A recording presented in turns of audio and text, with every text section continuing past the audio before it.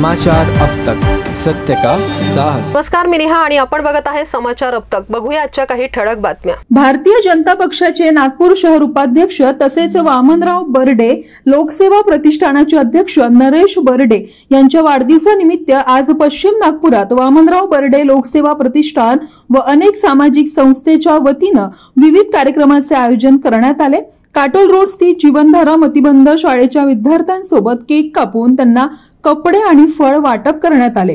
गरजू लोकांना छत्र्या वाटप तसेच इतर काही ठिकाणी निशुल्क रोग निदान शिबिर व वृक्षारोपण करण्यात आले। नरेश बर्डे यांनी आपल्या वाढदिवसानिमित्त पश्चिम नागपुरातील आणि नागपुरातील जनतेने जे प्रेम दिलं त्याबद्दल नागरिकांचे आभारही व्यक्त केले।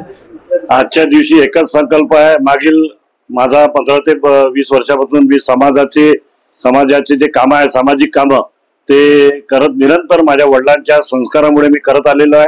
त्याचा आज आम्ही संकल्प असा घेतला की आम्ही असहाय्य जे मुलं आहेत, मतिमंद मुलं आहेत, त्यांच्याकडे आत्ताच आम्ही सकाळी जाऊन त्या लोकांच्या ठिकाणी मी केक कापला, त्यांना आम्ही कपडे आणि फळ वाटप केलेलं आहे। त्यानंतर असे माझे काही सामाजिक संस्था आहेत, त्यांनी आपापल्या क्षेत्रामध्ये जे नाविन्यपूर्ण कामं केले आहे त्या लोकांनी सुद्धा मला स्वतः तिथे बोलावून त्या माझावाला त्यांनी वाढदिवस मनवलेला आहे। आणि माझा असा संकल्प आहे की आपलं उर्वरित आयुष्य समाजाने जे आपल्याला दिलं ते समाजाप्रती आपण वाहलं पाहिजे आणि गरीब, कष्टकरू, शोषित, पीडित जनतेच्या आपण कशी मदत करू शकू, कसं त्यांच्या कामाला येऊ शकू, अशीच मी या प्रसंगी वाढदिवसा प्रसंगी सगळ्या नागरिकांना खूप खूप आभार और धन्यवाद देतो।